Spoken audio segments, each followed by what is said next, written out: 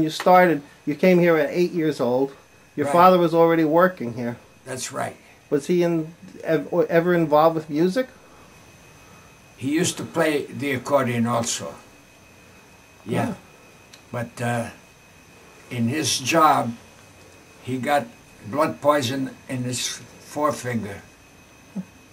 And they had to amputate. The doctors were so stupid in those days Yeah. that they didn't do anything. Everything was going up. They had to amputate his arm. Whole arm? Yeah. Right, he lost an arm. Wow. When I came here, he only had one arm. See? Wow. So he asked me what I wanted to do. He says, would you like to play the violin or the guitar? No, I said, Dad, I says, I want the accordion, the same thing that you play. Wow. So, But when you came here, what year was that? That was... 1921. And was the accordion popular in the U.S., in the United States? No, it wasn't popular then. Yeah. There was a lot of, to find an accordion teacher, I had to go to New York. Where were you... Okay, so where were you living? I was living in Newark, Oh, okay. Morris Avenue in Newark. Mm-hmm. And we used to take a trolley car, go down to Hudson Tubes, Park Place in Newark, and go to New York with the train. Then I would walk up to Lexington Avenue Express subway train, and I would go to my teacher. He was up on 116th Street. Do you know who that was? This fella here, Frank Umbriaco. Umbriago. You see what he... Yeah, Frank Umbriago. Yeah, you see, he called me the #1 student. So my dad did that for 5 years. We went to New York every Sunday morning. 9 o'clock I would be up 116th Street to get my lesson. So the problem in this country is nobody wants to work.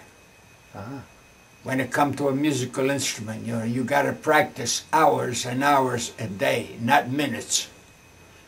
You see? So therefore, there won't be any accordion players, because the accordion is difficult if you do not put your mind on it and work. That's all instruments, though. That's Any, right. Right? Any kind of... I used to practice 4 hours a day, sometimes 5 hours. Did you want to play the accordion professionally all the time, or was it just an interest? No, I had no idea of being a professional, no. So that was... You just practiced that 4 hours a day? 'cause Started that was right from scratch. Sure. Wow.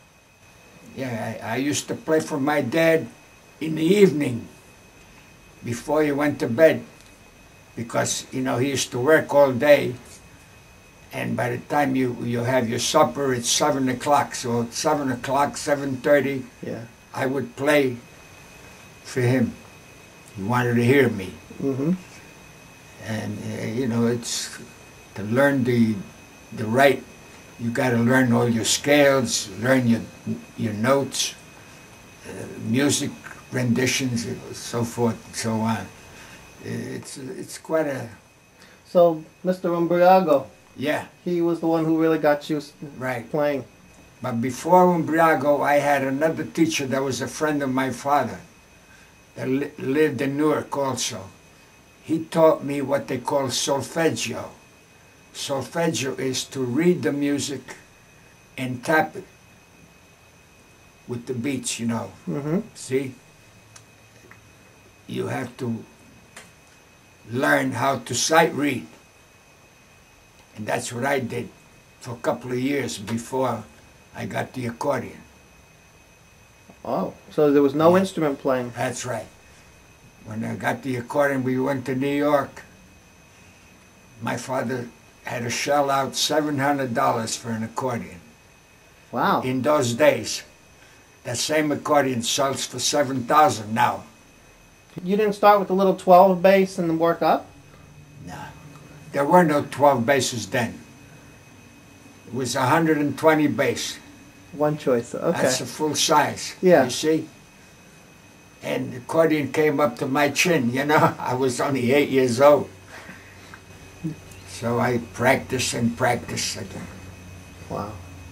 You see? These are the reeds for the accordion. This is the accordion here.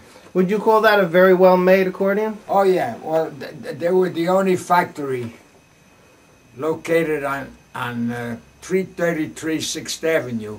Mm-hmm. That's down a village, corner of 4th Street.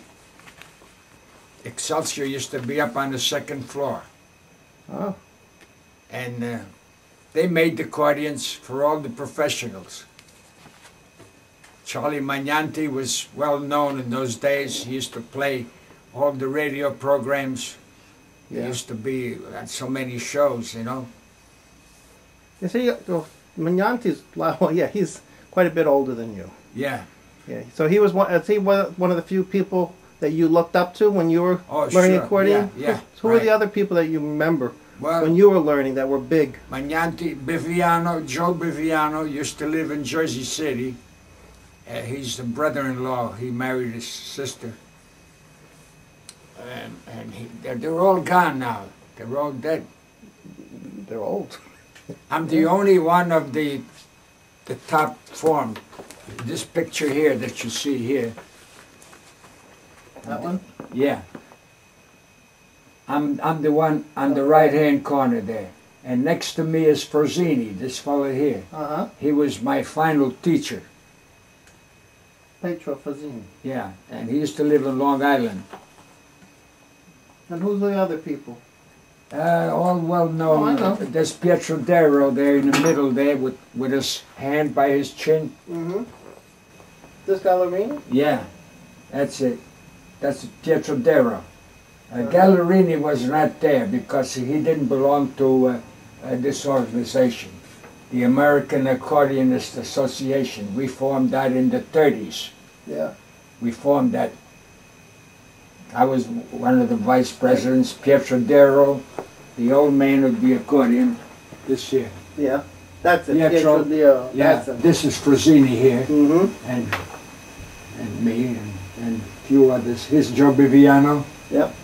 Yeah, and a couple others that I don't remember their names anymore.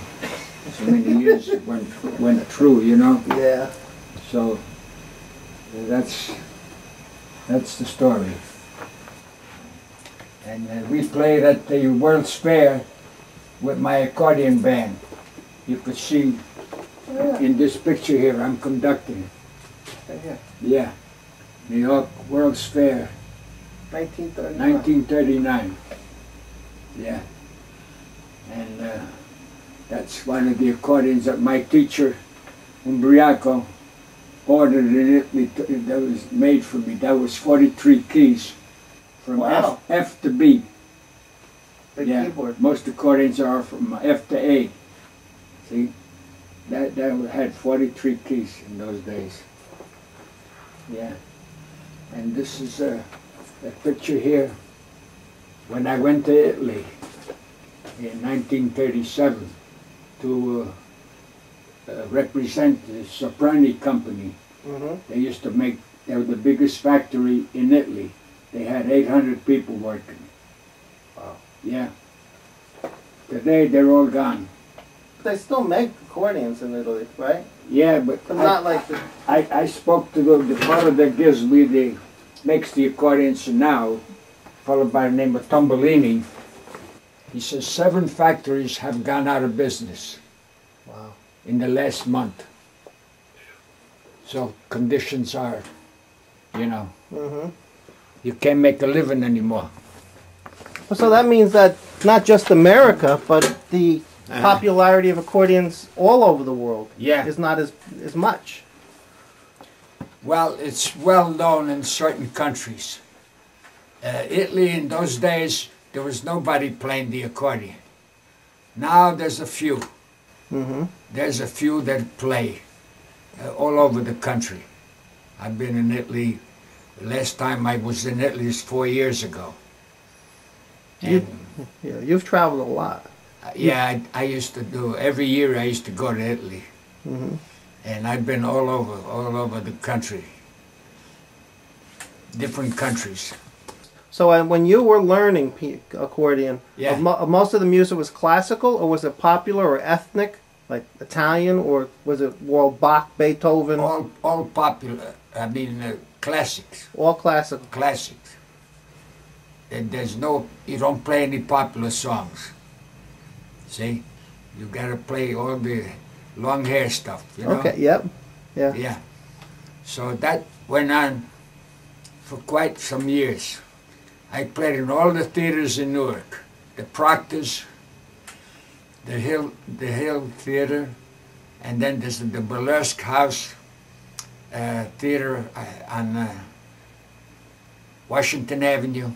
That seems like that's where accordions really started to come about in America, in burlesque. Yeah. It was like a little sideshow or something? Is that what it was? Well, or it was one of the acts? It's, when I was playing, there were hardly any teachers. Mm-hmm. My father taught me what he knew, you know, but he was not a professional man. So that's why I went to New York. So when you started working and going out and playing, was it mainly burlesque type when you first started? Was it burlesque shows, or where did you play? No, in the theaters they used to have amateur nights. Okay. And you had to compete with the fellas that sang or the one that played an instrument, you know. Did they give you a prize for winning? $5. Everybody, or just top prize? The winner. The winner. And I used to win always first prize. Because I used to play, you know, heavy stuff. Rigoletto, Trovatore. Yeah. And the people in the audience, you know, the old-timers, they would hiss, you know. They want everybody to be quiet, not to talk. Were you nervous when you played, or it was natural? Oh, yeah, you're always nervous. Yeah. I'm still the same way. Yeah? After all these years? When I play, I can't relax. Yeah, it doesn't seem like the accordion was something that fit in a lot with the big bands, and it was always more by itself. Well, there weren't enough professional players, you see. You have to be a good musician, you know, to play with a big band. They give you music. There was no music arranged for the accordion. That's true. I had to play out of violin music, which is just a melody. Mm-hmm. I had to make up my own chords. Okay. That's the problem. That went on for 20 years. By the time, you know, things started to get moving. Then when did you start seeing more accordion music being written? Was it after you formed the AAA, or was it before? After the AAA, yeah. Pietro Deiro was starting to publish his own music. Mm-hmm. In those days, Ottavio Pagani on Bleecker Street. That's just a couple of blocks away from Pietro Deiro on Greenwich Avenue. So these people were all close. Yeah, well, everything's close, yeah. And then a lot of publishers, then I was making arrangements. I got about 300 numbers that I arranged for the accordion. You see, the publishers would all get in touch with me. I did work for about 12 different publishers in New York City. That's how you, okay. Robbins, Whitmarks, Marks, Harms, Sam Fox. Yeah. They were all out of business. All the Foxes died in the family. Everybody was gone. Well, there's still one around, right? Yeah. No, I don't know. Yeah, there's one, because I saw him not too long ago. There's one fella that used to be with Alfred Music. They did a lot of my publishing. They just moved out to California. And they're not in the accordion business anymore. So they'd come to you with sheet music, And then they say, can you arrange Right. it for the accordion? Right, right. What yeah. what instrument did they give you the music in? Was it piano? Was what was it for? They gave it to you in violin, piano. What was it arranged for originally that you got it when you received it? Yeah, violin music or piano. Or piano? From piano, I had to reduce everything for the accordion. So I got about 300 arrangements that I made. Wow. All different, from the classics right down even popular songs. And then you also have originals. You wrote. I have a lot of originally, about 25 to 30 numbers, original solos. Yeah, yeah. Wow. So you did at least 300 arrangements and another 30 original compositions. Yeah. I also used to make band arrangements. Oh. So you wrote for the other instruments as well? Four parts, you know. Accordion band or? Yeah, accordion band, yeah, yeah. Well, a regular dance band, Yeah. I would make those arrangements for different instruments, violin, saxophone, trumpet, trombone, and so forth. What's your favorite composition that you ever wrote? My best number is I got a paso doble, I got tangos, all different numbers. Yeah. Is there any kind of any particular type of accordion music that you like more than others? Like when you started to say tango, I know there's classic, there's rumbas. I mean, there's all different types. There's ethnic. Do you have a preference for any? Well, I like the classics. Okay. I made a fine arrangement on William Tell Overture. Oh. You know, that's a tough number to play. You got to have good technique. Flight of the Bumblebee. Uh-huh. And Malaguena. I made an arrangement of that. In those days, when I was teaching for Pietro Deiro in New York, Dizzy Fingers. I went there with a friend of mine one Sunday morning to visit Pietro Deiro and meet him. And I played Dizzy Fingers for him. A week later, he called up. He says, "You want to teach?" I says, "I'd be happy." So I was going to New York 3 days a week. I used to teach in New York. Is that how you started teaching? Yeah. That's okay. Yeah. So it wasn't one day you just started. You said, "I want to teach." It came through like that. And you were teaching with who? Who was that? Petrov? No. Deiro. Piero Deiro. Yeah. Yeah, I taught for him. Then I had my own studio up in Carnegie Hall. I played at the town hall in Carnegie Hall. Wow. It's a long, Everyone wants to play at Carnegie Hall. yeah, yeah. So you did. You played there once or more than once? Oh, more than once. Really? Oh, sure. With an orchestra or by yourself? Alone. Alone. Alone. But I played also there with orchestras.